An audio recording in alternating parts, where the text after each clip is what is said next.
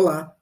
Esse vídeo tem como tópico principal emancipação e está sendo produzido para a disciplina de Teoria Geral do Direito Privado 1 do curso de Graduação em Direito da Universidade Federal de Minas Gerais. O grupo é composto por mim, José Dário, Adriana Helena, Letícia Vieira, Nathalie Rodrigues e Salatiel Simões. Antes de tudo, é interessante a gente compreender o conceito de capacidade civil. Resumidamente, capacidade civil significa a aptidão que a pessoa tem de adquirir e exercer direitos. Nesse sentido, o Código Civil de 2002 estabelece algumas exceções com relação à capacidade civil. No artigo 1º ele estabelece a regra, ou seja, ele dispõe que toda pessoa é capaz de direitos e deveres na ordem civil. E o artigo 3º e 4º trazem algumas exceções a essa capacidade. O artigo 3º estabelece que são absolutamente incapazes de exercer pessoalmente os atos da vida civil os menores de 16 anos. E o artigo 4º dispõe que são incapazes relativamente a certos atos ou maneira de os exercer, inciso 1º, os maiores de 16 e menores de 18 anos. Esse primeiro inciso é basicamente onde a emancipação vai produzir seu efeito, sobre esse público que a emancipação vai produzir seus efeitos. Nesse sentido, antes de tratar basicamente das regras da emancipação, é interessante a gente entender o conceito de emancipação. A emancipação do menor se trata de uma antecipação da capacidade civil do indivíduo, o que não precisará de qualquer representante legal ou responsável para exercer seus direitos nesse âmbito. Assim, entende-se que o processo de emancipação está disponível para aqueles considerados relativamente incapazes, ou seja, os maiores de 16 e menores de 18. Ademais, vale ressaltar que a emancipação é irrevogável. Entretanto, é passível de anulação caso seja constatado vício de vontade.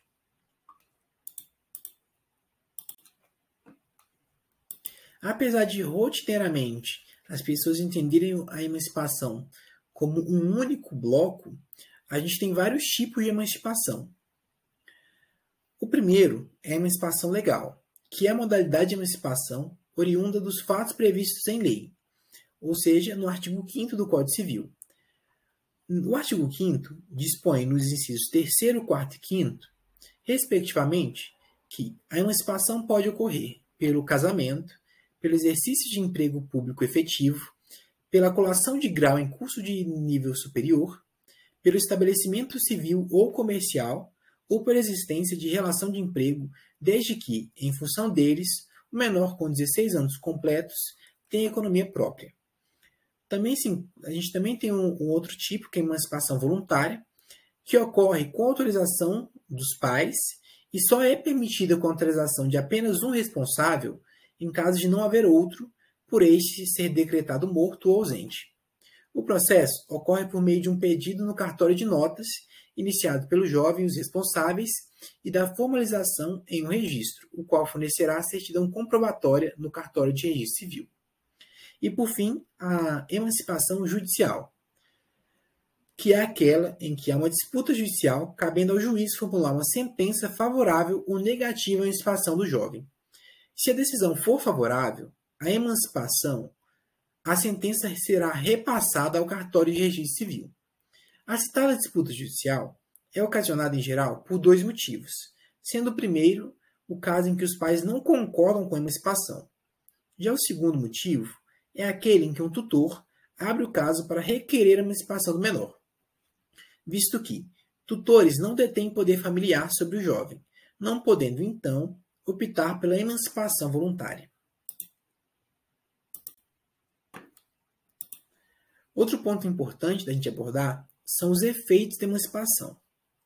Assim que a emancipação é registrada em cartório ou decretada em sentença judicial, seus efeitos podem ser observados de forma imediata. Com isso, verifica-se a extinção total do poder familiar ou da tutela, o que possibilita o jovem exercer de forma plena seus atos da vida civil, independentemente de qualquer prazo ou critério que limite suas ações por um tempo determinado.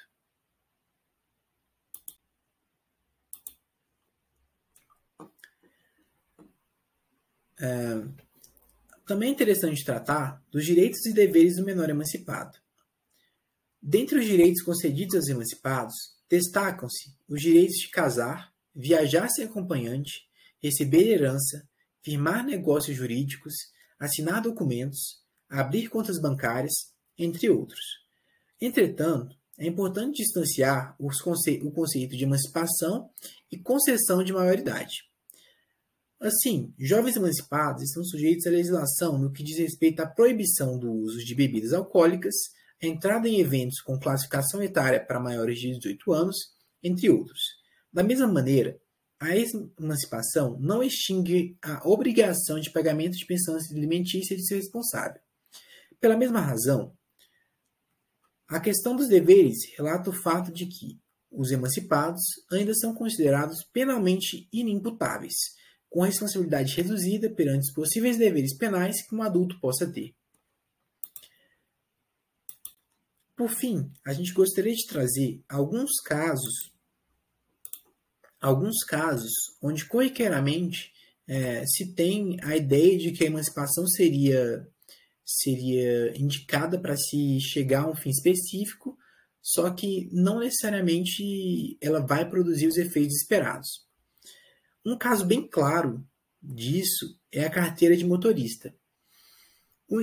Apesar de se acreditar que um indivíduo emancipado possa conduzir um veículo automotor, essa ideia é um pouco equivocada, pois o indivíduo ainda não pode responder por atos ilícitos penais que venha a cometer na direção de um veículo, e isso impede a concessão da CNH aos menores emancipados, visto que caso ocorresse qualquer acidente, não poderia ocorrer uma responsabilização jurídica desses menores.